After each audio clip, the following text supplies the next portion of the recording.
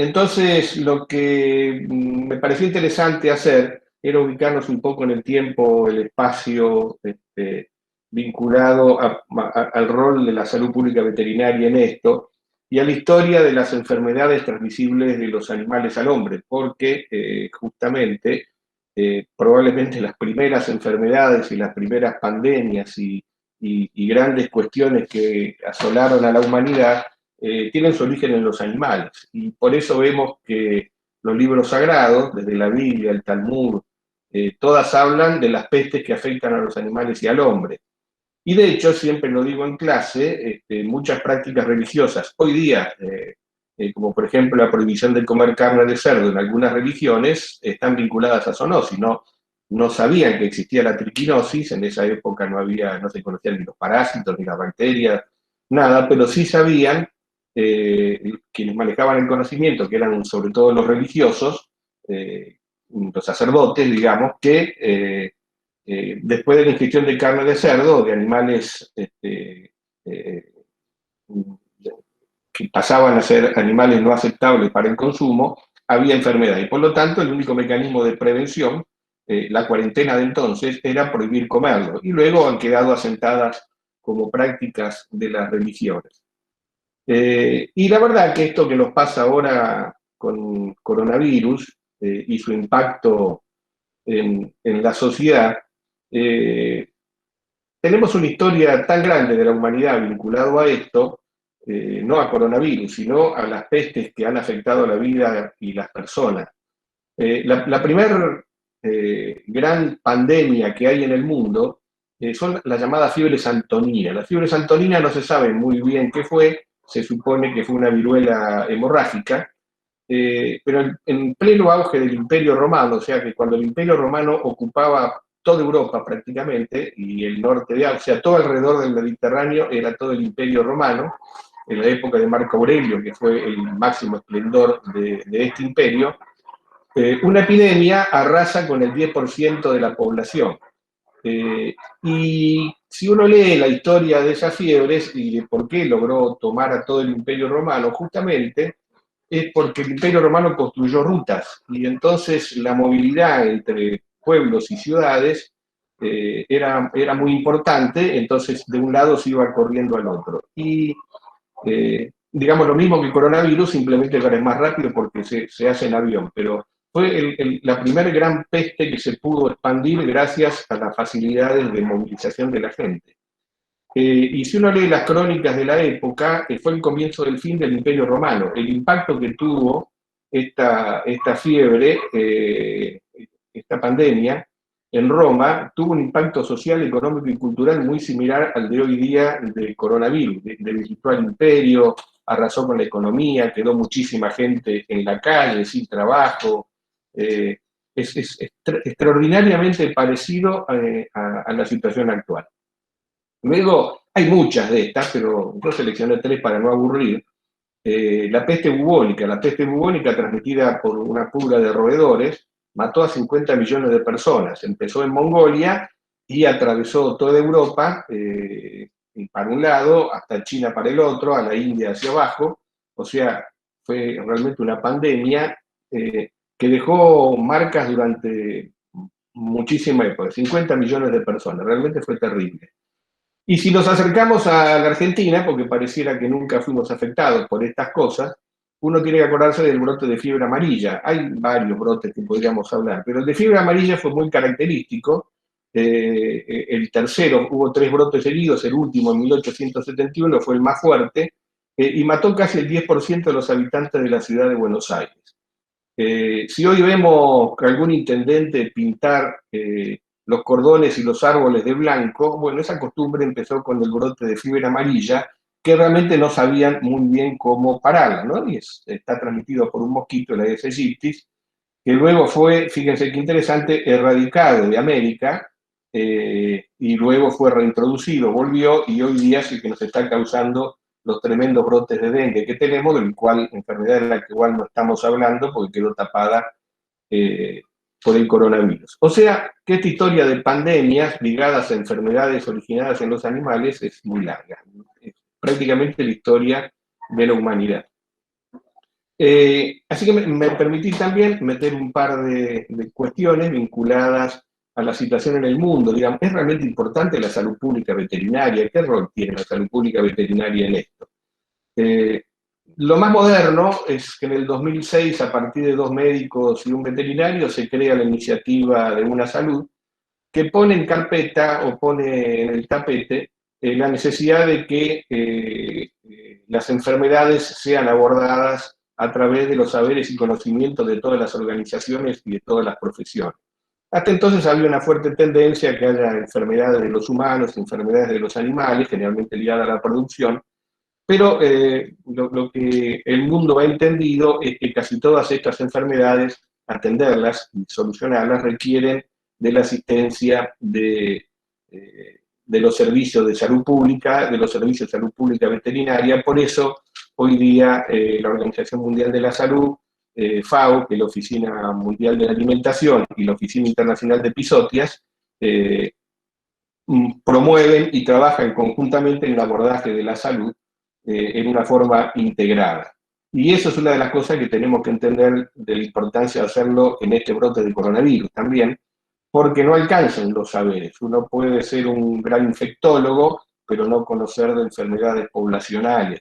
Y quien maneja enfermedades poblacionales generalmente es el veterinario, luego voy a explicar por qué. Así que los saberes de cada una de estas profesiones son las que permiten eh, eh, atender y atacar con mucha mayor eficiencia estas enfermedades. Fíjense que el coronavirus arranca como una zoonosis. Esto es una enfermedad de los animales, de los murciélagos, que pasa a otros animales, el pangolín o alguno de esos, y por alguna mutación pasa a los humanos. Luego empieza la transmisión interhumana, pero está muy interrelacionado el origen de la enfermedad con un patógeno de los animales.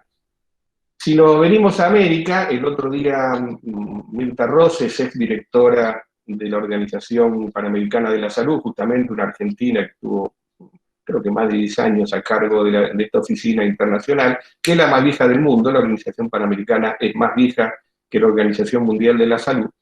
Ella la tuvimos en una charla del coronavirus presente y recordó en el cierre de su charla cómo la Organización Panamericana de la Salud tenía fuertísimos componentes vinculados a la salud pública veterinaria.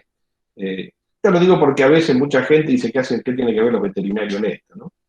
Entonces, en 1951, la OPS organiza el Centro Panamericano de Fiebre Aftosa.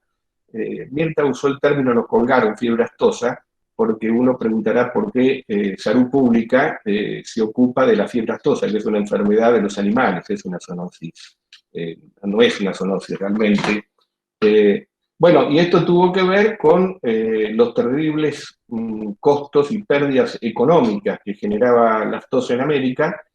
Y como todos sabemos, una de las cuestiones más vinculadas a la preservación de la salud tiene que ver con los alimentos y tiene que ver con el bienestar y con los ingresos de los pueblos y de las ciudades. Y fiebre aftosa generaba un daño económico terrible, que eso se traduce después en daño en la salud, indirectamente, y por lo tanto la Organización Panamericana de la Salud puso en marcha este centro que todavía funciona en Río de Janeiro, que he tenido la oportunidad de ir varias veces, para coordinar en toda América el control de la fiebre aftosa, cosa que ha hecho con mucho éxito. Aftosa ha retrocedido en casi todos los países de la región, incluido en Argentina, estamos acá en una zona libre. En 1960 crearon el Centro Panamericano de Zoonosis, que era, yo lo llamo un transatlántico de la zoonosis, porque los mejores científicos del mundo vinculados a zoonosis trabajaban en este instituto, que tuvo su primer sede en el famoso Hospital Posadas, en Ramos Mejía, y donde yo empecé trabajando, no trabajando como empleado, sino que cuando yo empecé a trabajar en esta provincia, en control de hidatidosis, para eso me contrataron en el año 80, empezamos a trabajar con el Centro Panamericano de Zoonosis muy activamente, y sus científicos venían permanentemente a esta provincia. Allí nos formamos, en esa escuela. Como todo el resto de los veterinarios que hoy día están ligados a Salud Pública Veterinaria de Río Negro, directa o indirectamente son consecuencia de la actividad del Centro Panamericano, que lamentablemente Argentina lo perdió, cerró, y hoy día está unido al Centro Panamericano de Fiebre Aftosa, o sea, todos los roles de zoonosis los maneja, están concentrados en un solo centro en Río de Janeiro. Y hablando del rol de los veterinarios en salud pública, también hay que, y de la OPS, hay que hablar del programa de eliminación de la rabia transmitida por perros y gatos.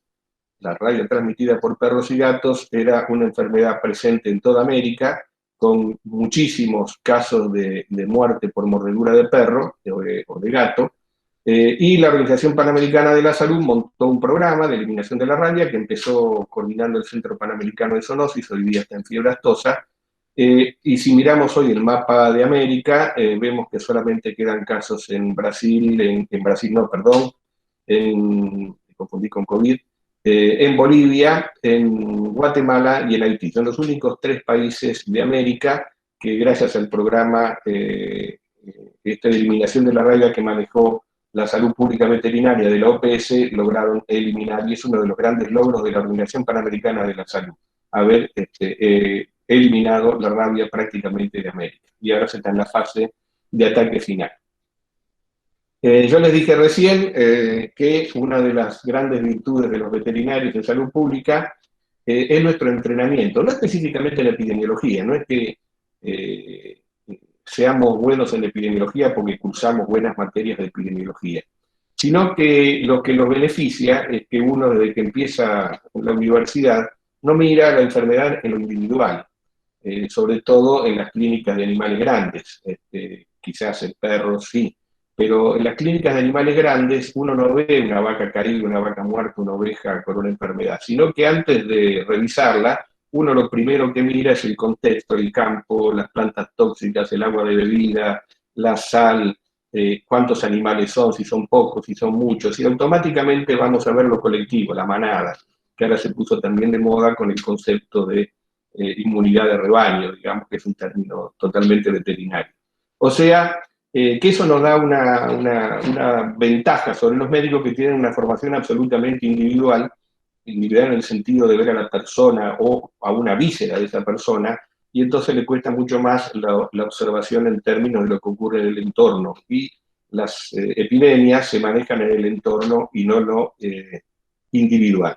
Entonces, la salud pública veterinaria, cuando ingresa en estos sistemas, ¿a qué apuntamos? Apuntamos a cortar el ciclo de transmisión. Obviamente, la medicina humana va a ingresar para curar y tratar a la persona. Lo vemos muy bien ahora en COVID, donde estamos con los respiradores, con las salas de UTI y con todas estas cuestiones para atender a los enfermos. Pero realmente, en el caso del COVID, no son solamente veterinarios ni animales, lo que se busca es cortar el ciclo, que es otra cuestión distinta a atender a las personas.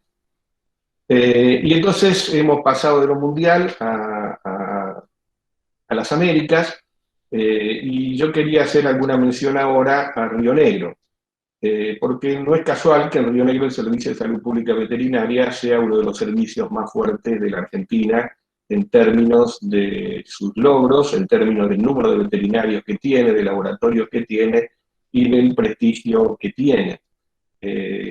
Entonces, yo siempre pongo esta foto, que es hidatidosis, que era nuestra zoonosis prevalente. ¿Por qué? Porque este era el perfil de una enfermedad que había en Río Negro. Grandes quistes hidatídicos, promedio 30 días de internación por paciente, entonces estamos hablando del 10% de los días cama quirúrgicos estaban ocupados por una sola enfermedad que era hidatidosis. Había más enfermos de hidatidosis en los hospitales que hoy día los que tenemos por coronavirus, como para que se den una idea de la dimensión. Se moría bastante gente, el 6-8% se moría, y entonces los costos para el servicio de salud de esto eran altísimos. Y porque estaba esto, y porque además nuestros vecinos neuquinos tenían ya un buen programa que manejaba Omar de Zabaleta, Río Negro hizo punta dentro de los servicios de salud y buscó un veterinario para montar un programa de control, no para atender a estos pacientes. Nuestros cirujanos eran brillantes, obviamente la estrategia quirúrgica de los cirujanos rionegrinos con estos casos es notable, y eso hizo entonces que se empezara a montar un servicio de salud pública veterinaria que se fue expandiendo, poniendo cada vez más gente, con muchas actividades en terreno. Siempre lo que caracterizó al servicio es el trabajo en el campo, en el barro, en la nieve y con la gente. un programa que se montó con atención primaria de la salud, coordinado con los agentes sanitarios, que son los que hacen visita domiciliaria casa por casa, y entonces es un gran programa de atención primaria de la salud, desarrollado en el primer nivel de atención y donde el veterinario armó la estructura de control, trabajó en el control, montó los programas de vigilancia y tuvo un éxito, el programa, luego de muchos años de trabajo, de ser uno de los pocos programas en el mundo que tuvo éxito en controlar la enfermedad en un territorio continental.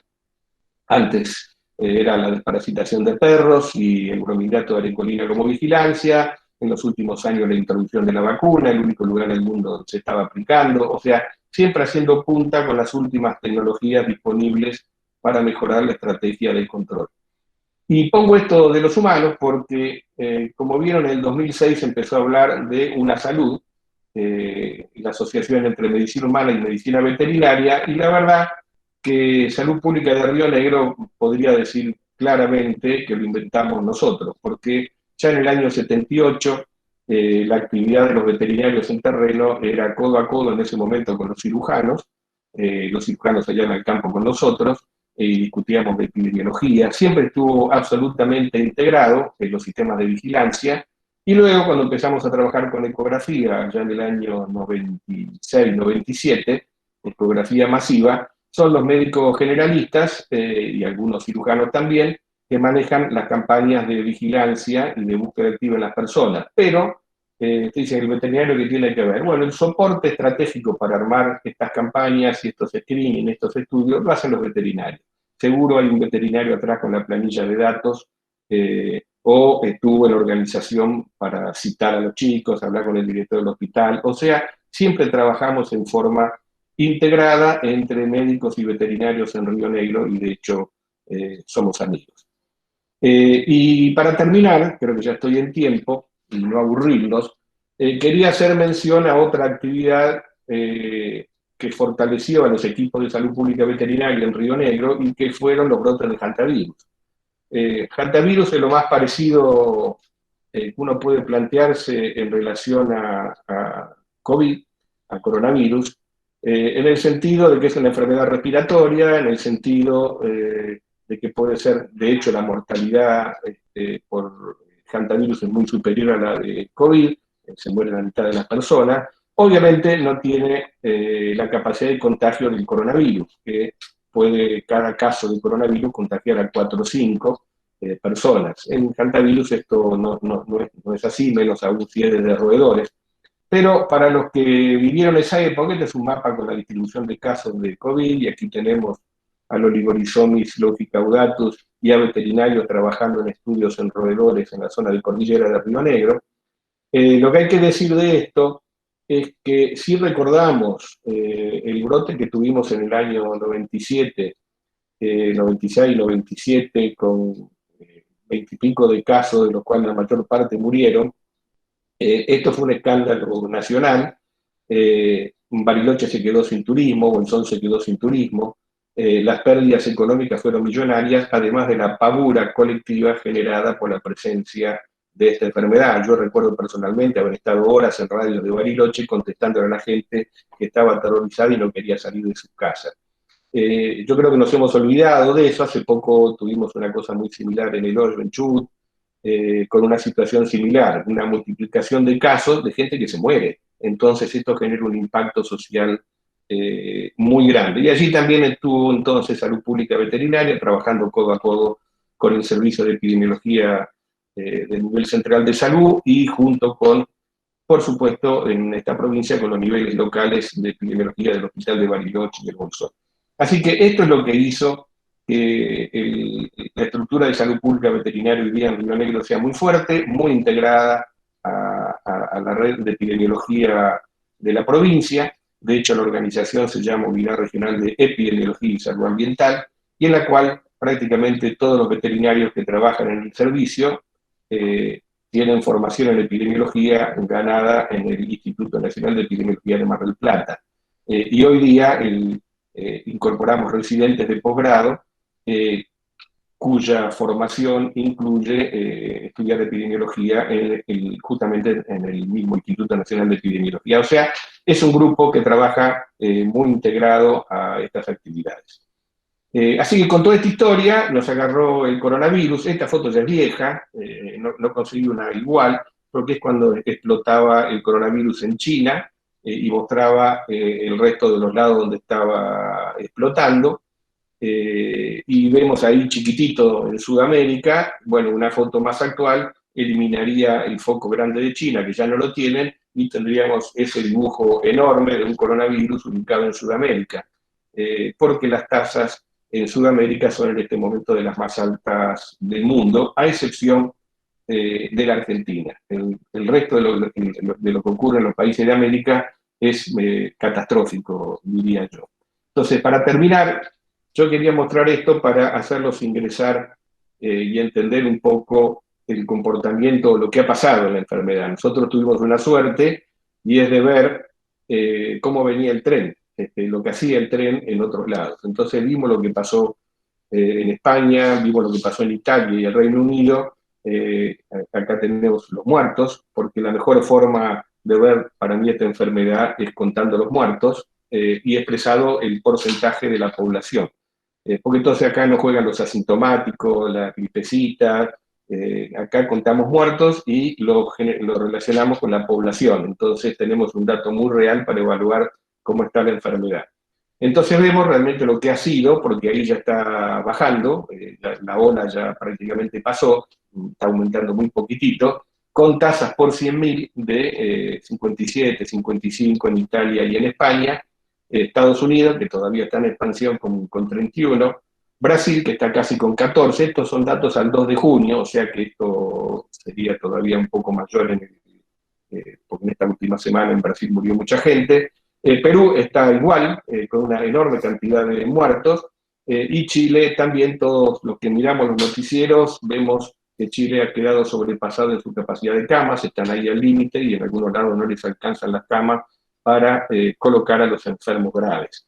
Entonces, si uno mira ese panorama, creo que, y vemos ahora los datos de Argentina y de Río Negro, vemos que realmente la situación de Argentina es maravillosa, a pesar del terrible esfuerzo social que ha significado la cuarentena. Pero para los que dicen que esto mata la economía, si uno mira hoy en Estados Unidos la tasa de 20 millones de desempleados y la caída de los PBI son exactamente iguales en todos lados. O sea, con muchos muertos o sin muertos, las pérdidas de la economía se dan en todos los países.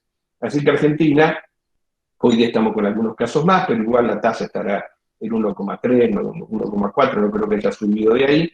Y la situación en Río Negro, entonces, que presenta algunas particularidades, hemos tenido problemas, esto es obvio, y por eso ahora Pablo y Lavanchi nos van a contar un poco su opinión y su actuación en el control de los focos en Valle Medio y Lavanchi, que está actualmente en Roca y por lo tanto nos puede contar del panorama allí. Así que hemos tenido esta cuestión de que se empezó en Bariloche, se nos corrió a distintas ciudades y todavía estamos ahí tratando de alcanzar, de terminar de aplanar la curva y acoplarnos a todo lo que pasa en Argentina.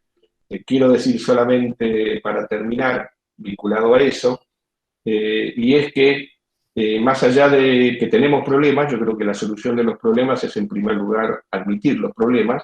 Lo más importante, por el conocimiento personal que tengo de los grupos de trabajo, Bariloche tiene un equipo de atención primaria fantástica y de epidemiología terriblemente formado, están trabajando muy bien.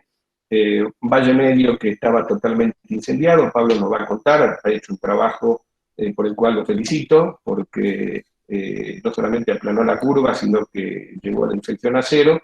Y hoy día hay gente en Roca trabajando bien, por lo tanto tengamos la esperanza de que estos focos de incendio que nos han ido surgiendo, hay buena gente en los niveles locales para hacerle frente a la enfermedad. Así que gracias, no tengo más que decir, luego al final podemos responder preguntas a quien quiera. Y te cedo la palabra, Marcelo. Excelente, Excelente, Eddie. Estaba pensando, si te parece bien, Pablo, le damos la palabra a José Luis para que nos informe un poco no, que nos dé el panorama actual en donde está él y después pasamos a vos para cerrar con tu experiencia aquí en Valle Medio. José Luis, ¿estás por ahí? Por acá estamos, por aquí andamos. Bueno, gracias Marcelo. Eh, Vamos a contarles un poquitito cómo es la actividad de un veterinaria, por aquí, por estos lados. Yo, atendiendo a la consigna de esta charla, que era para público en general, eh, lo, que, lo que quiero empezar contando es que, bueno, yo soy veterinario, me especialicé después en salud pública veterinaria, pero tengo que decir que en un principio, yo mientras estaba estudiando, en realidad ni pensaba de trabajar en esto, que en lo que ahora trabajo y realmente me apasiona.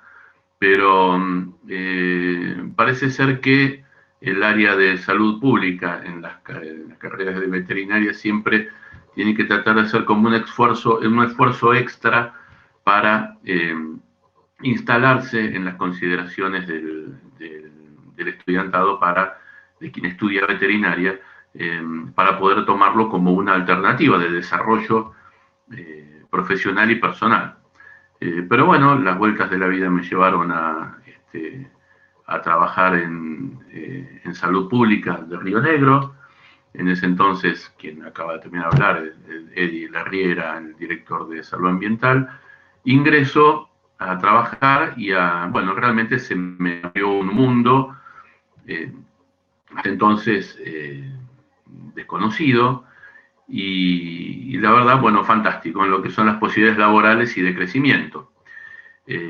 Hoy por hoy, yo como docente también en la Universidad de Río Negro, en la carrera de veterinaria, se nota que todavía nos sigue costando un poco instalar como alternativa a lo que es el trabajo en salud pública veterinaria. ¿Sí?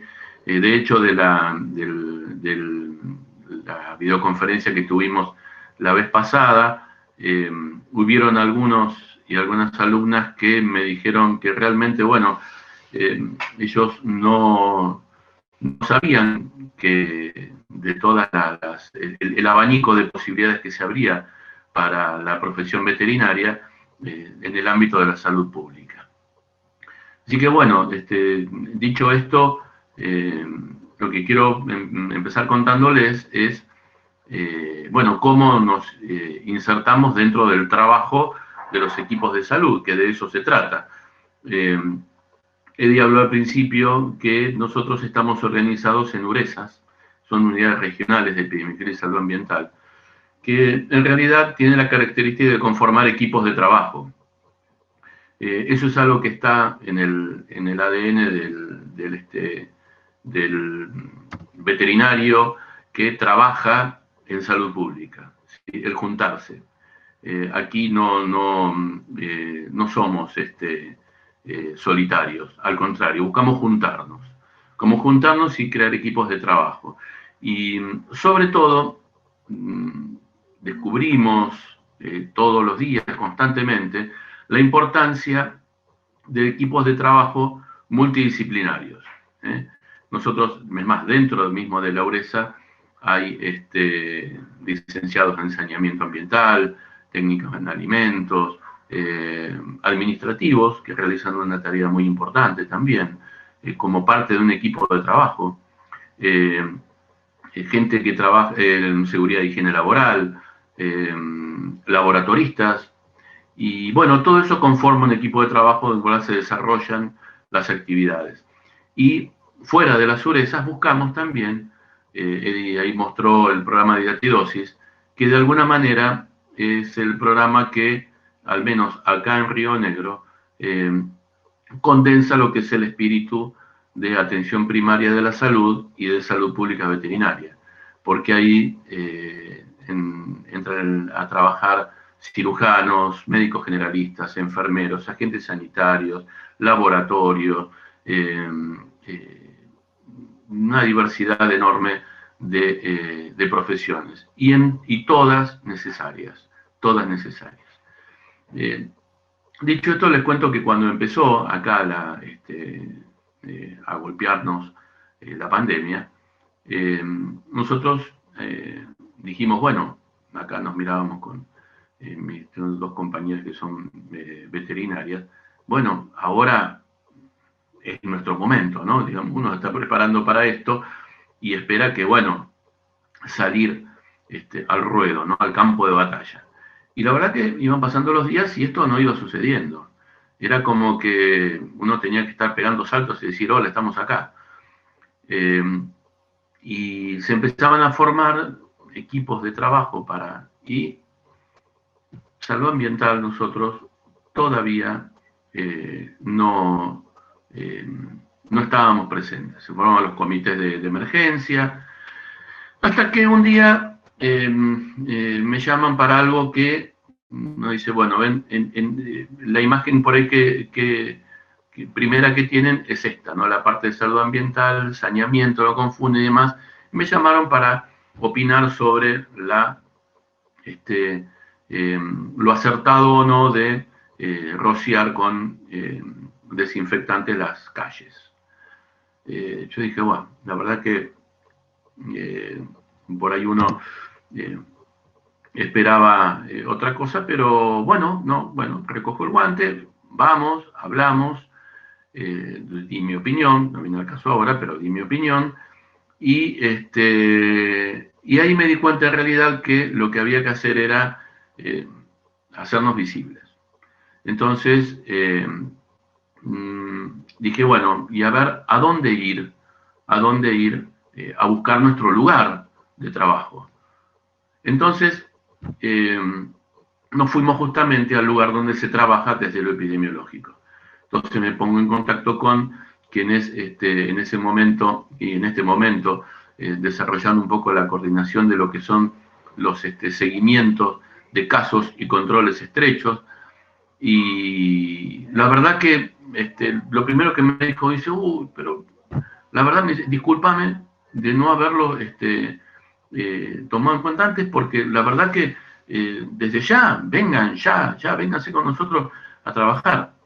Y es hasta el día de hoy que estamos trabajando y haciendo nuestro aporte, que creo que es un aporte interesante, y trabajando justamente ahí donde aparecen los casos, donde se busca el mapa epidemiológico de cada caso y donde de alguna manera se trata de ver esto que había hablado Edith de lo poblacional, ¿no?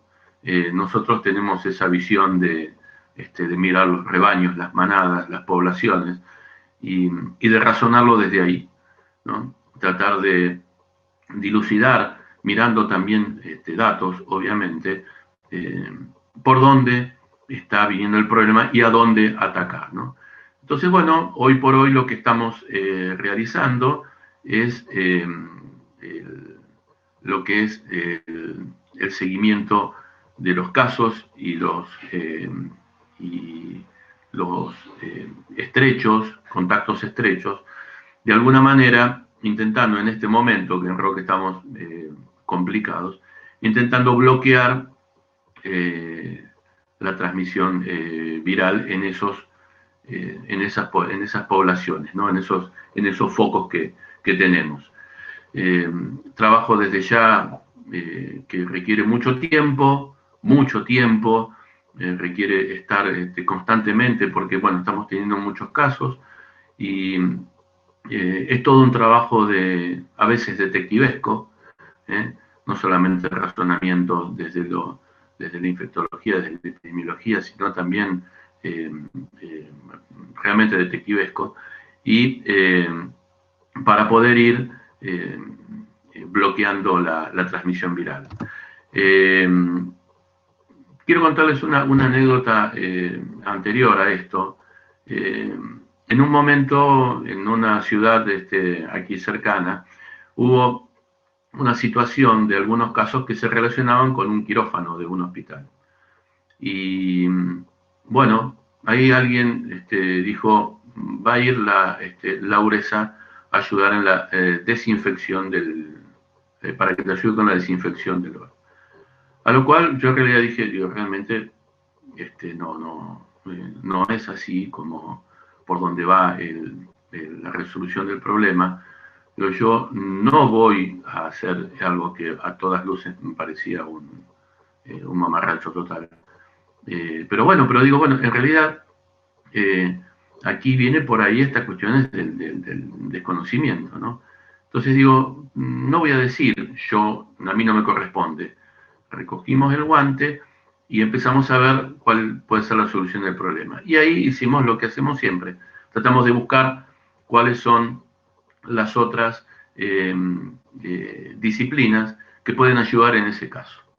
Entonces nos contactamos con el Comité de Infectología de Infecciosas del Hospital Local de acá de Roca, y junto con una licenciada en enfermería especialista en esto, fuimos ahí y está bien, no estuvo la foto de dos personas con el mameluco blanco y una mochila rociando un ambiente, cosa que a todas luces tampoco resuelve el problema. Se hizo todo un trabajo junto con los equipos de salud, sobre todo de Mucamos, del hospital, y toda una tarea de capacitación que terminó resolviendo el problema. Es decir, hicimos lo que teníamos que hacer. Integramos eso que tenemos de integrarnos a otras disciplinas, formar equipos de trabajo que vayan y resuelvan el problema. De hecho, fue tan bueno que se replicó en muchos otros hospitales y fue algo más que positivo porque generó también capacitación en las personas. Y bueno, yendo quizás un poquitito contándoles acá en Roca en este momento cuál es la situación. Bueno, la situación es que se han disparado la cantidad de casos sensiblemente, de manera preocupante. Pero en realidad, realizando el análisis de la situación, podemos decir que todos estos grupos de casos están relacionados siempre con alguien o algunos o algunas que hicieron lo que no tenían que hacer. Existe la explicación de en dónde se jugó con fuego y se prendió fuego. Entonces, de repente, cuando aparecen de un caso índice muchos casos, en realidad decimos, bueno, era esperable esto. Cuando a la comunidad se le notifican la cantidad de casos, digo por si hay alguien escuchando en este momento, dice la cantidad de casos que hay, que 5 casos nuevos en Roca. Pero en realidad, esos 5 casos están todos relacionados con un caso índice que decimos, bueno, era esperable que estos contactos estrechos eventualmente también enfermen. A lo que estamos atentos es a los casos inconexos que no tienen relación uno con otro, que nos estarían hablando de un aumento de la circulación viral en la comunidad. En realidad, eso es por el momento lo que estamos tratando de hacer cuando aparece un caso. Todo este equipo de seguimientos, donde estamos incorporados nosotros a trabajar como veterinarios, lo que estamos tratando de realizar es un bloqueo. Contactos estrechos y grupo familiar o de contactos de esos contactos estrechos. Ampliamos la cantidad de aislamientos, de manera tal de poder frenar los contagios. Por eso es que a veces el número de aislamientos parece terrible y por ahí asusta. Y hay que comunicar que en realidad la explicación es esta. Una de las cosas que, por ejemplo, miren, hoy tuvimos una reunión acá en el hospital y una de las cosas que está a las claras es que estamos perdiendo una batalla muy importante, que es el de la comunicación. Parece que está ganándonos la pulseada la comunicación a través de las redes sociales, con las cosas buenas que tiene, pero también con toda la porquería que tiene. Es una gran generadora de falsedades, de cosas hechas hasta con mala intención. Y aparte de las redes sociales, bueno, los medios de comunicación, con estos panelistas que saben de todo opinan y todo comunican. Y en realidad nosotros desde lo sanitario, desde la comunicación oficial de los que estamos queriendo cuidar a la comunidad, parece que estamos perdiendo esa batalla. Estamos errando en la parte de comunicación. Por eso, una de las propuestas fue: busquemos a quien sabe de comunicación y busquemos saber la forma de comunicarlo de manera tal de poder entendernos mejor. Porque, y con esto por ahí iría un poco cerrando, en realidad lo que se nota es que muchos de los casos es de gente que sobra la situación, por ahí no sé si por mala información o porque, qué sé yo, son inconductas que que cuesta explicarlos, quizás porque no hemos llegado de manera clara. Y entonces tenemos este tipo de cosas que hace que nos preguntemos, ¿realmente estamos haciéndonos entender? Entonces, ahí es lo que estamos de alguna manera charlando. Nos estamos dando cuenta que con la estructura que estábamos manejándonos cuando teníamos pocos casos, ya no nos sirve. Ahora que tenemos tantos casos, estamos empezando a diversificar un poco las actividades con equipos de trabajo en cada uno, con el director de orquesta que de alguna manera dirija las cosas. Cosa que también importante, la importancia de esto en el control de esta pandemia acá en la provincia, es importante que haya una dirección de orquesta, ¿no?, que asigne funciones. Y uno de los aportes también que tiene esto es que quizás después de que pase esta pandemia, nos estemos dando cuenta que la importancia de la epidemiología en el sistema de salud, algo por ahí no tomado demasiado en serio y que quizás a partir de esto pueda ocupar el lugar que se merece. Así que bueno, en realidad esta es un poco la experiencia. Muchos han descubierto la importancia de los veterinarios trabajando los sistemas de salud. Más o menos. Excelente, José Luis. Ya estamos. Excelente, excelente, excelente. Y ahora, para finalizar, los quiero... Muchas gracias, José Luis. Gracias por informar, porque hay mucha gente roquense que está necesitando estas palabras. Y también creo que va a ser muy bueno, y por eso lo dejé para última instancia, a Pablo, que ha hecho un trabajo exhaustivo. Doy fe de escuchar sus audios a la noche totalmente batallado, y al otro día a la mañana ver que sale a laburar y bueno. Y Pablo nos va a comentar la situación aquí de Valle Medio, que deseamos y esperamos que sea la de Roca prontamente. Pablo. Buenas tardes a todos. Excelente el tema de la universidad, Marcelo, de hacer estas charlas informativas, ¿no es cierto? Y que se pueda compartir la información de lo que ha ocurrido específicamente en el ámbito de básicamente lo que es nuestra profesión, las ciencias veterinarias. Creo que el abordaje del compromiso que tenemos los veterinarios con salud pública fueron muy explicativos los dos colegas anteriores, así que no me voy a detener en eso, simplemente comentarles qué es lo que ocurrió en Valle Medio, cuál es la función nuestra y lo que se pudo hacer. Nosotros comenzamos con nuestro primer caso índices el 1 de abril.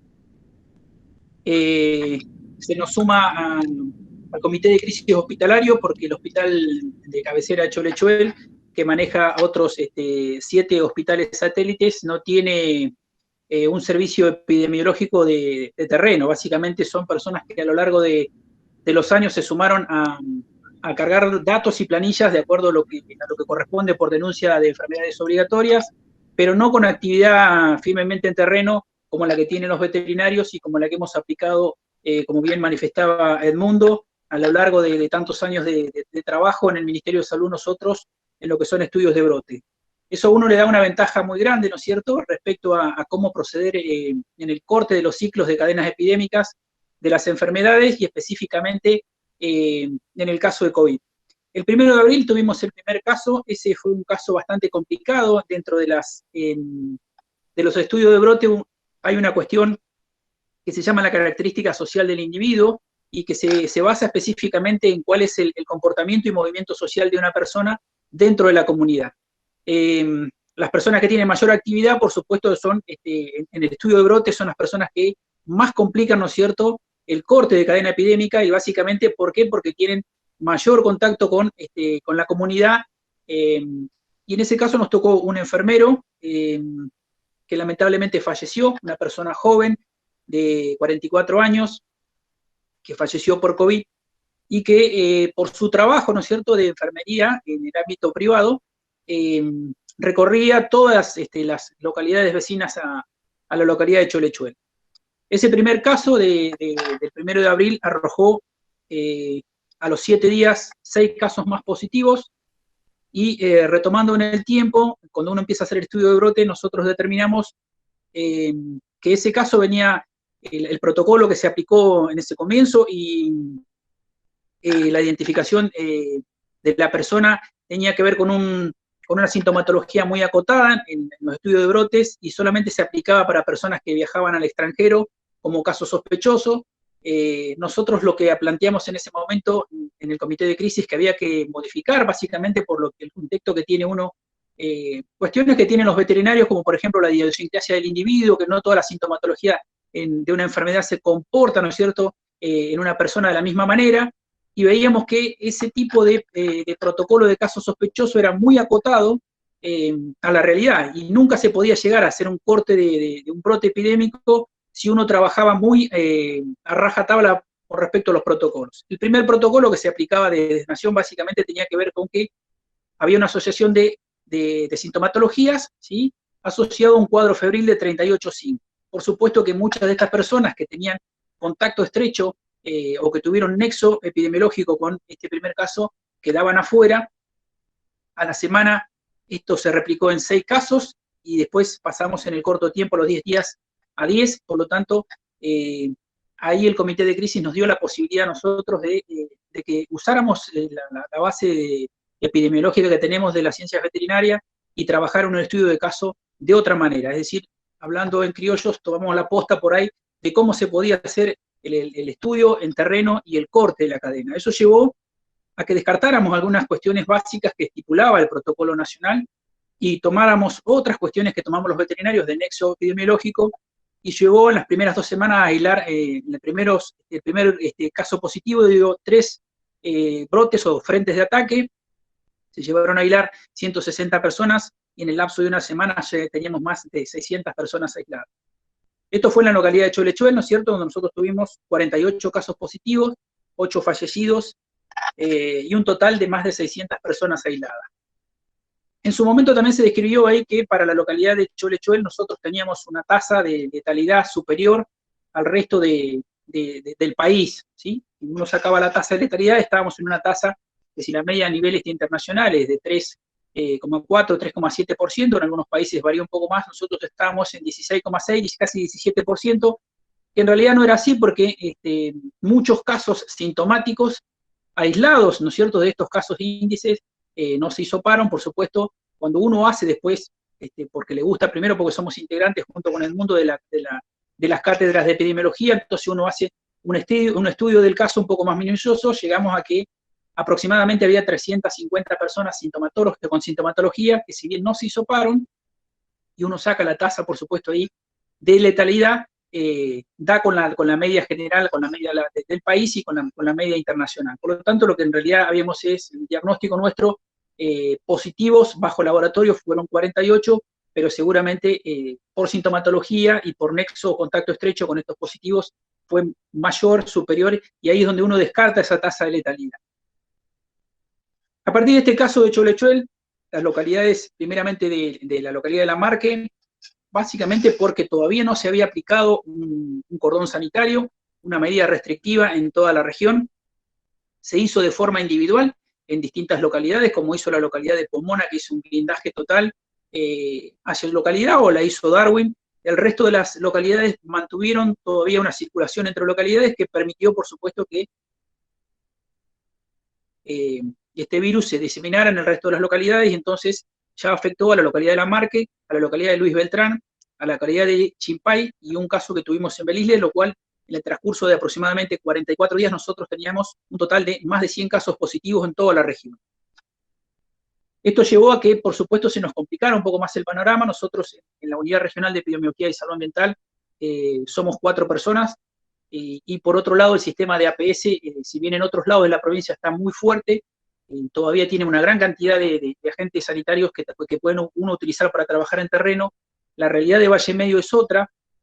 Nosotros tenemos muy baja carga de agentes sanitarios porque no se han repuesto a lo largo del tiempo, y esto llevó a que generalmente todas las actividades las desarrollara la URESA en lo que es en terreno. Lo que hicimos fue dividir, en este caso, la enfermedad en 2 o 3 cuestiones que son básicas y que hasta el día de hoy las seguimos aplicando. La primera fue el estudio de caso, que como yo les planteé, lo que hicimos fue modificar, ¿no es cierto?, ese protocolo de nación y abordar un poco más la sintomatología de todos los nexos y contacto estrecho. Eso nos permitió que en el corto plazo nosotros hiciéramos un corte, ¿sí?, de las cadenas de transmisión y de las personas que podían haber sido positivas y que seguían deambulando en vía pública. Lo segundo que hicimos fue atacar el ciclo de la enfermedad, básicamente en cómo se manifiesta. Si bien a la fecha el ciclo de la enfermedad es el contacto estrecho entre persona y persona, hacia la transmisión entre persona y persona, que en ese caso se aplican lo que son elementos de protección personal para evitar eso, y lo otro sería el distanciamiento social.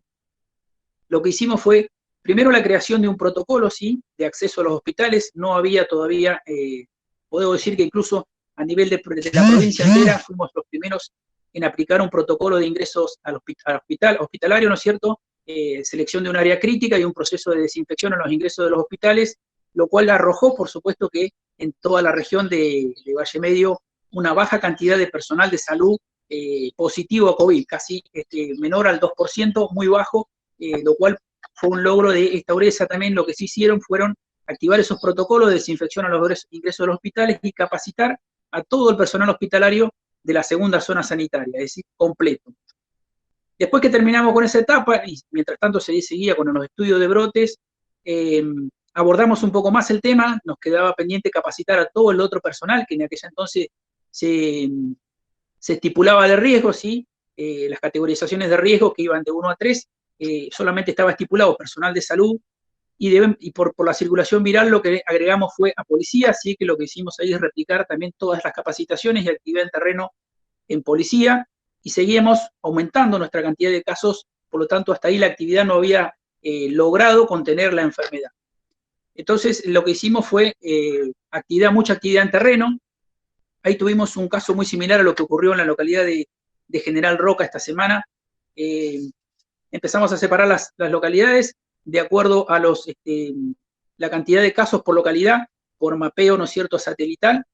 Lo que hicimos fue alarmar los grupos. Uno arma un grupo de personas sospechosas, le poníamos que en cada uno de esos grupos que podíamos monitorear por varias cuestiones. Una son las cosas que la gente realmente no entiende qué pasó con esta enfermedad y por qué tenía que permanecer aislada y por qué tenía que denunciar todos los días si tenía presencia de sintomatología o fiebre. Entonces lo que hicimos fue agruparlas en grupo, porque nos tocó por ahí un supermercado que tenía 34 personas y todos sus familiares aislados, una estación de servicio con más de 40 personas y todos sus familiares. Entonces agrupamos de esta manera, y esto nos permitió que la misma gente entró en este sistema a denunciar quien había escapado, ¿sí?, o quien no había declarado que tenía sintomatología en el mismo grupo, y eso permitió que nuestro aislamiento de personas fuera mayor y a su vez tratar de concentrar, si uno pone, cualquiera que maneja el WhatsApp, pone ubicación en tiempo real y son 40 personas, está la ubicación y el mapeo satelital de todas las personas en una localidad. En el caso de la localidad de Choluechuel, nos dio una distribución tan heterogénea que por lo tanto no podíamos buscar ningún punto de asociación, pero sí nos pasó que trabajando de esta misma manera en la localidad de La Marque, todos los casos se concentraron específicamente en un barrio, ¿sí? 19 casos, todos concentrados en un barrio, y lo que se planteó en ese momento es, como el resto de toda la localidad estaba libre de transmisión o de casos positivos, era hacer un anillo sanitario sobre esa localidad, que no dio resultado. En realidad quizás hubiese pasado lo mismo que pasó en la localidad de General Roca, la gente se hubiese opuesto a eso, pero como sí pudimos identificar eso, lo que hicimos fue concentrar todo el personal policial en monitoreo, ¿sí?, de esas personas, y que se cumpliera la cuarentena a rajatabla, por lo menos en ese sector. Eso llevó a que en la localidad de La Marque bajaran en el lapso de 2 semanas, sosteniera primero y después bajara la cantidad de casos. Tuvimos cosas locas, ¿no es cierto?, como salir en todos los medios de difusión nacional, como la fuga de un paciente positivo, ¿no es cierto?, de un hospital en la localidad de La Marque. Llegamos a capacitar a 3.000 personas al día de la fecha en el total de toda la segunda zona sanitaria. Lo otro que hicimos fue buscar las estadísticas de personas de riesgo de toda la región, y nosotros tenemos aproximadamente 3.500 personas en todo lo que es la región del Valle Medio de riesgo, ¿no es cierto?, que son aquellas personas que este virus, por supuesto algunas lamentablemente ya no las tenemos con nosotros, y trabajar mucho en esa categoría etaria para evitar, ¿no es cierto?, que estas personas se pudieran contagiar. Con el tema de protocolos, la provincia emite un decreto que es el 591, que tiene que ver con seguridad e higiene. A partir del primer protocolo que se hizo de esta Boresa, después creamos 39 protocolos más para las distintas áreas, incluso en el proceso ahora de flexibilización económica y de regreso a actividades, seguimos haciendo las capacitaciones con los respectivos protocolos. Tuvimos algunas cuestiones, ¿sí?, como surgen esto de índole personal, ¿no es cierto?, o de que alguna profesión, siempre buscamos el trabajo con el resto de las profesiones, por ahí criticó que por qué Salud hacía los protocolos. En realidad el mismo decreto 591 de la provincia dice que el mecanismo de aplicación de creación de los protocolos de corte de cadena epidemiológica, por supuesto que corresponde al Ministerio de Salud, y en este caso correspondía a nosotros. Y por otro lado, la misma gente de seguridad e higiene después nos planteó que ellos no sabían o no podían, si bien ellos trabajan en seguridad e higiene laboral o ambiental, carecen de los conocimientos necesarios para hacer lo que es el estudio de la enfermedad, ¿sí?, el estudio de la naturaleza de la enfermedad y el corte epidemiológico de la enfermedad, que eso lo pudimos aplicar nosotros. A nivel de atención primaria de la salud, en la localidad de La Marque, donde tuvimos en una semana, llegamos a tener casi 22 casos positivos y casi 600 personas aisladas, hicimos este fenómeno que íbamos a hacer de un anillo sanitario sobre la localidad, que no lo aplicamos, pero en realidad lo que hicimos es fortalecer con todo lo que es el sistema de seguridad en estos barrios, que son barrios pobres, barrios vulnerables. Y lo otro que se hizo muy intensamente en terreno es atención primaria de la salud, es charlar con cada uno de los vecinos, básicamente con 2 cosas muy sencillas, que fue uno, la aplicación, el dispenser de alcohol en gel, y por otro lado, la entrega personal de barbijos o tapabocas, y explicarles en terreno cómo se comportaba la enfermedad, la importancia del lavado de manos y las medidas de prevención. Y en una semana visitamos aproximadamente unas 400 viviendas, caminando la calle, visitando a los vecinos. Eso dio un resultado favorable que en el corto plazo, ¿no es cierto?, al día 30 de haber aparecido el primer caso en la localidad de La Marque, logramos contener la enfermedad. Nos quedaban algunas cosas puntuales, integramos básicamente 4 comités de crisis, empezamos integrando el de Choluechuel, después nos convocó el municipio de La Marque para integrar el comité de crisis, el municipio de Beltrán, el de Darwin y el de Chimpay, y al final terminamos integrando la mayoría de los comités de crisis. Por lo tanto, gran parte de la contención, no solamente de la localidad de Choluechuel, sino del resto de las localidades, se apoyó en los veterinarios de salud ambiental. Nos quedaban algunas cosas pendientes. Uno es ¿qué es lo que está pasando en todos lados, ¿no es cierto?, una gran empuje social de empezar a flexibilizar y del contexto económico y la pérdida económica. Básicamente en Cholechuele y la región del Valle Medio es la pérdida de la cosecha, el planteo de los distintos comités de crisis de cómo podían hacer ellos para flexibilizar el tema de la cosecha de alguna manera, no perder todo y de alguna manera tratar las dos cosas, el COVID y por otro lado la situación económica. Lo que se planteó en ese momento fue crear las patrullas COVID, que en realidad era un grupo de auditores que trabajan en terrenos. Las patrullas COVID también fue una idea de Dureza Valle Medio, generar un grupo de auditores que tengan la posibilidad de garantizar lo que son elementos de protección personal, distanciamiento social en el lugar de trabajo y de esta manera monitorear a los trabajadores del ámbito rural en el retiro de la cosecha, especialmente para nuestra zona, en lo que es la cebolla y el zapallo. Así que capacitamos a 60 personas más que formaron parte de lo que se definió por el municipio de La Marque como patrullas COVID, y eso dio resultado. Incluso dentro del sistema de cordón sanitario, la localidad de La Marque comenzó a levantar su cosecha con monitoreo permanente de estos auditores, y por suerte no tuvimos ningún caso en todo el terreno y en toda la actividad que se desarrolló. Eso es más o menos a grosso modo todo lo que se hizo de la segunda zona sanitaria. Creo que la función del médico veterinario en el sistema de salud pública me parece que es fundamental. Si uno tiene noción de lo que ha ocurrido las últimas 10 pandemias, 7 fueron producto de un salto o un spillover por una enfermedad de tipo zoonótica, ¿no es cierto?, de los animales al hombre, y así se fueron diseminando.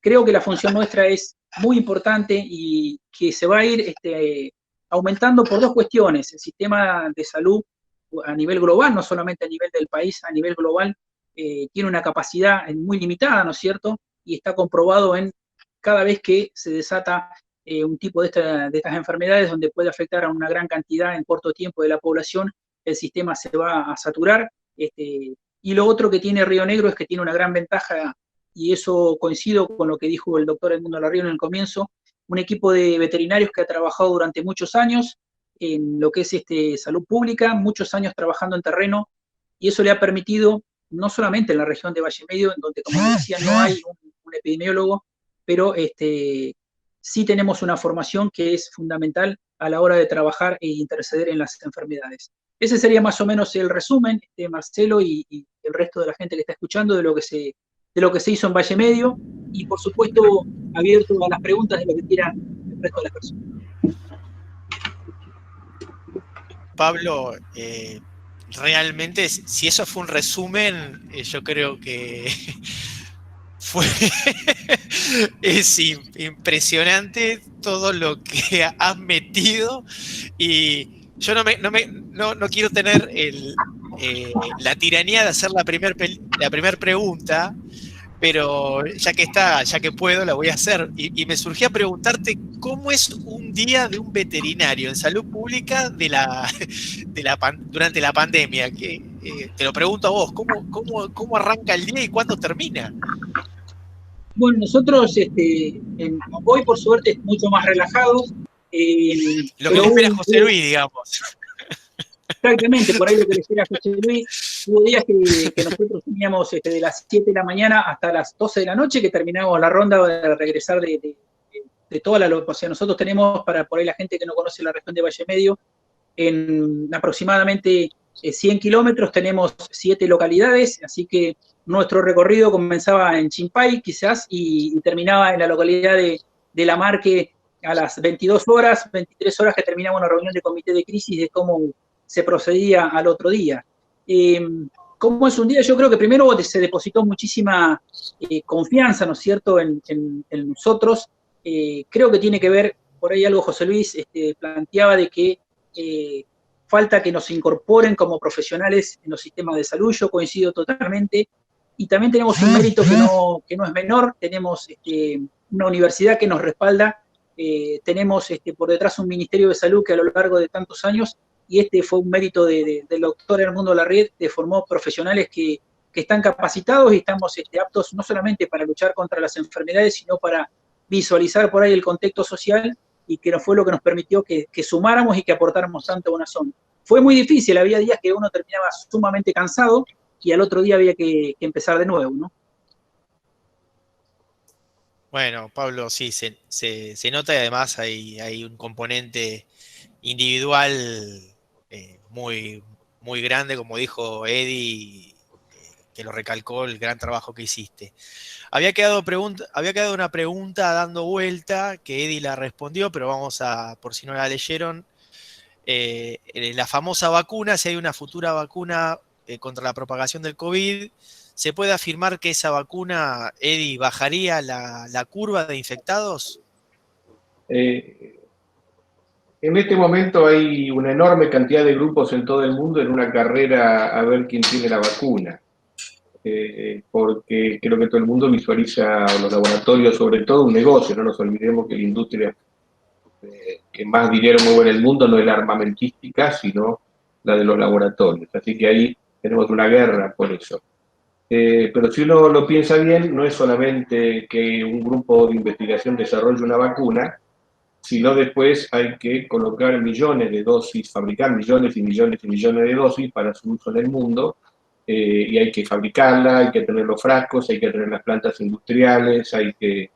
yo sé que hay algunos grupos, algunos laboratorios, o Bill Gates, por ejemplo, que ya están viendo dónde se va a poder fabricar, preparando, porque después hay que fabricarla, no es solamente tener la vacuna, hay que pasarla a una escala industrial para millones de dosis y eso es muy difícil. Depende de si hay cultivo celular, si es de virus atenuado, en fin. Y yo creo que si esa vacuna está disponible para su uso, va a tardar en funcionar para cortar la enfermedad. Obviamente, ojalá tuviéramos una vacuna y eso eliminaría el problema. Pero yo creo que eso no va a ser en el corto plazo. Con un poco de suerte, uno lo que tendría que estar pensando de COVID es, si esta es la única ola, esto ya pasó la ola de China, ya pasó la ola por Europa, está terminando en Europa, están abriendo todo, y ahora la ola gigante la tenemos nosotros en Sudamérica, y hay que ver una vez que pase de acá. Si la ola termina ahí, o tenemos como con la gripe española, una segunda ola el año que viene, cuando disminuye el número de susceptibles. Yo creo que ahí es más fácil que tengamos una vacuna en ese momento. Ahora no la vamos a tener a tiempo para frenar nada. Si se desarrolla una buena vacuna, puede ser para la segunda ola. Pero también está la posibilidad de que en lugar de como la gripe española sea como el SARS y que el COVID desaparezca solo. También puede ocurrir. Muy bien, muy bien. Bueno, quedamos abiertos a unos minutos más para si hay preguntas. Yo les vuelvo a agradecer la presencia de ustedes tres, que realmente han hecho, bueno, Eddie, siempre te lo transmito, y José Luis y Pablo, que están en el candelero. Marcelo, ¿querías hacer algún comentario? No, estoy simplemente para colaborar con vos, nada más. No. Por favor. Bueno. ¿Qué te pareció? Así escuchan los disertantes. Un solo comentario quiero hacer antes, porque se ha agregado, por si alguien quiere hacer alguna pregunta, se ha agregado Guillermo de Bariloche, y también está presente gente de La Pampa, está Mariela García Cachón, con la cual trabajo en la cátedra de La Pampa, que están con 0 casos, o sea, ellos prácticamente no tuvieron. Digo por si alguno quiere hacer alguna pregunta externa, además de los otros tres, sobre algo de.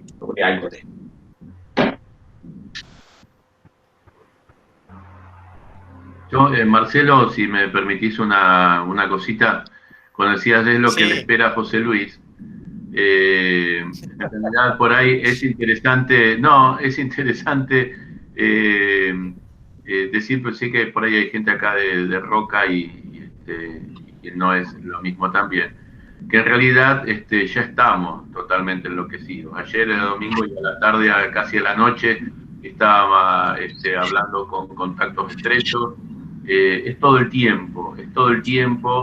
Es importante destacar el trabajo diario y sin horario de los equipos de salud, ¿no? Por eso por ahí a veces desanima un poco cuando, qué sé yo, te hacen un partido de polo, un asado enfrente al hospital, o te enterás que se juntaron a tomar mate en algún lado, ¿no? Entonces vos decís, en realidad estamos expuestos a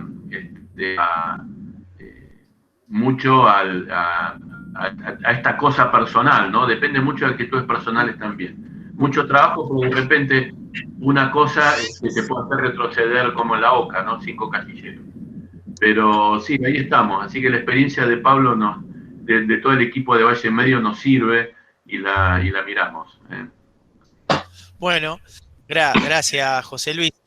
Hay una pregunta más, pero me interesaba que ustedes, los disertantes, escuchen a mi coequiper en este ciclo de conferencias, porque es una persona ajena y me parece sumamente interesante darle la palabra, a ver qué es lo que le pareció, si conocía esto, y después tenemos una pregunta más para Pablo.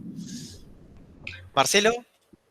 Bueno, primero darle las gracias por parte de la subsecretaría, que aquí está presente la subsecretaría de Extensión de la sede de Alto Valle, Valle Medio de la Universidad Nacional de Río Negro, decirles a todas y a todos que estamos ampliamente predispuestos para que a través de esta plataforma se organicen esta y todas las necesidades que surjan en el ámbito de la pandemia o en el ámbito del campo de la medicina veterinaria.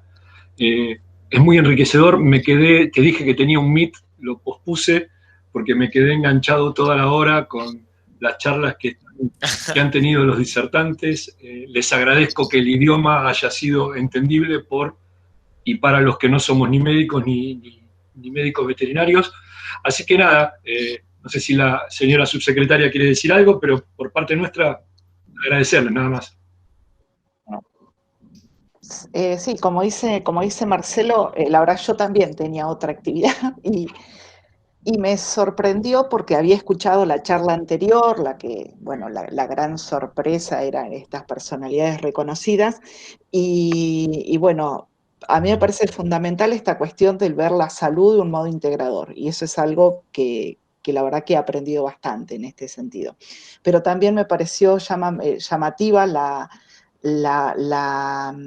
intervención. Por un lado, la primera porque tiene que ver con el contexto, ¿no? Sí, a José hablando de la situación actual y esto de Pablo de contar lo que en la charla anterior me acuerdo que era el pleno brote en Valle Medio, ¿sí?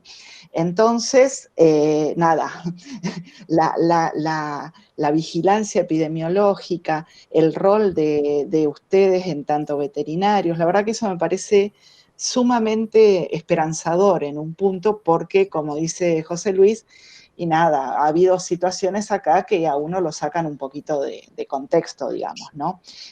Así que nada, simplemente agradecerles, esperamos poder compartir la grabación de la charla dentro de las redes, porque me parece que justamente son las opiniones certeras, las opiniones que tienen que ver en este momento para no seguir sumando confusión, por así decir. ¿Sí? Nada, gracias, perdón. No, muy atinada, Adriana. Y hablando de la integración de saberes, aquí le preguntan a Pablo, luego de todo este trabajo, si sumarías para trabajar aún mejor, por ejemplo, diseñadores gráficos, comunicadores, como dijo José Luis. ¿Qué opinás, Pablo?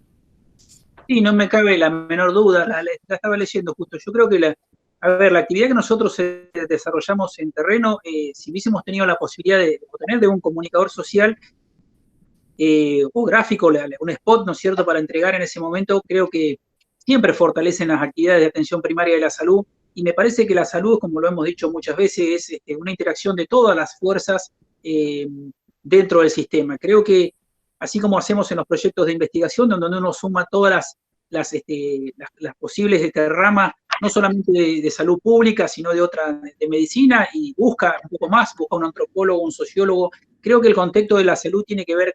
Es más, vos fíjate que en esta enfermedad claramente no solamente depende exclusivamente del sistema de salud, sino del comportamiento individual y el comportamiento colectivo, el frenar una enfermedad. Es decir, si la gente no entiende ese concepto, sería, por más que nosotros estemos en terreno, muy difícil de trabajar. Yo, por supuesto, que lo sumaría, y creo que es el motivo en todos los proyectos de sumar a todo el mundo. Me parece que tiene una visión totalmente distinta del concepto de salud, ¿no? Bien. Buenísimo. Y me queda una última pregunta y cerramos, que también es para vos, que es un residente vallemediense, que ahora que ya está libre de circulación viral, ¿en qué se focalizan las medidas de prevención de un nuevo brote? ¿Y cuál es la recomendación a los ciudadanos, especialmente ahora que hay flexibilización de algunas actividades para, digamos, para seguir previniendo, ¿no? Bueno, yo lo que creo es, primero, creo que la flexibilización de las actividades me parece correcta, ¿no es cierto? Bajo protocolos. Los protocolos son todos los protocolos, y por más que uno lo haga muy amplio, pero en realidad tiene que ver con 2 o 3 cosas básicas. Uno es el distanciamiento social, o sea, atacás las medidas de transmisión de la enfermedad, el distanciamiento social por sobre todas las cosas, utilización de elementos de protección personal, y nosotros estamos trabajando mucho ahora que aplicamos como leemos muchísimo sobre la enfermedad, el control en el ambiente, ¿no es cierto? El control de los ambientes es fundamental también, que tiene que ver, no lo vamos a explicar ahora, pero tiene que ver con la humedad relativa y básicamente con esas microgotas que pueden quedar en suspensión en el aire, que pueden durar hasta 3 horas y que pueden colonizar todo un sector. Es trabajar en lo que son los fenómenos de cómo se junta el agua, ¿no es cierto?, en coacción y adhesión, y está basado básicamente en la humedad relativa. Es decir, yo creo que la flexibilización se va a tener que dar, se va a dar en todas partes, y habrá que, como dijo Eddie, hasta que aparezca una vacuna, aprender a convivir, ¿no es cierto?, con este COVID, y eso se basa en cuidarse uno, en actividades de tipo personal, y creo que ahí apunta. La barrera, en su momento, como planteamos en Valle Medio, nosotros tenemos una barrera sanitaria que se aplicó después de que teníamos el virus adentro, y creo que sirvió esa cuarentena para que la gente entienda el concepto, para que aprenda cómo cuidarse, y bueno, y ahora habrá que ponerla en práctica de alguna manera, ¿no?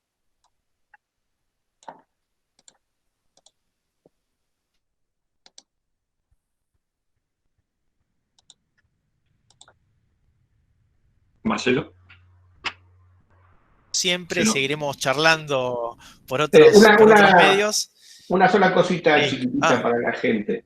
Yo creo que el problema que tiene para adelante Río Negro, desde este punto, es que, bueno, Valle Medio felizmente logró controlar, Viedma felizmente tuvimos un solo caso y más nada, estamos libres, Bolsón está también libre, así que nos quedan estos foquitos de Bariloche y del Alto Valle.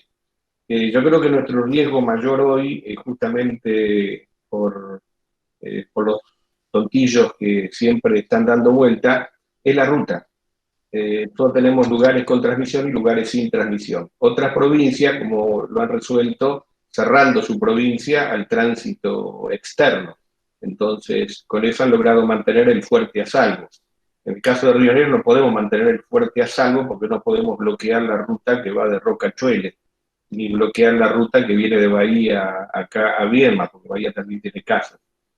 Así que yo diría que en esta etapa habría que ajustar terriblemente las barreras de acceso en los lugares libres para que realmente la libertad sea de circulación adentro de los pueblos libres, pero tengamos restricciones o cuidados o controles en el ingreso a esos lugares, sobre todo con los movimientos provenientes de ciudades con transmisión. Si pensamos que a la Banchi le vaya rápido o bien, para que no nos prenda fuego Viedma o Valle Medio de Vuelta a Roca, digamos, dicho en términos simpáticos, digamos, o Bariloche. Creo que el problema hoy es la posibilidad siempre de traslado desde un lugar con foco a las ciudades que están libres, más que el problema de la circulación interna. La circulación interna va a ser un problema si viene alguien de afuera, pero si lográramos que no venga nadie de afuera infectado, entonces creo que vamos a estar bien, que es lo que pasa en otras provincias. Nada, quería agregar eso nomás como para que no perdamos de vista que nuestro problema hoy es el tránsito entre ciudades. Excelente, excelente, Eddie. Bueno, agradecemos a todos los que han participado. Seguimos invitándolos al próximo encuentro el miércoles a las 14, donde la compañera docente Delia Williamson nos va a brindar algunos conceptos sobre qué es el COVID y, bueno, de dónde vino, hacia dónde va, cuántos coronavirus existen, porque el COVID es uno más de ellos. Y bueno, los esperamos el miércoles a las 14 por este espacio. Muchísimas gracias.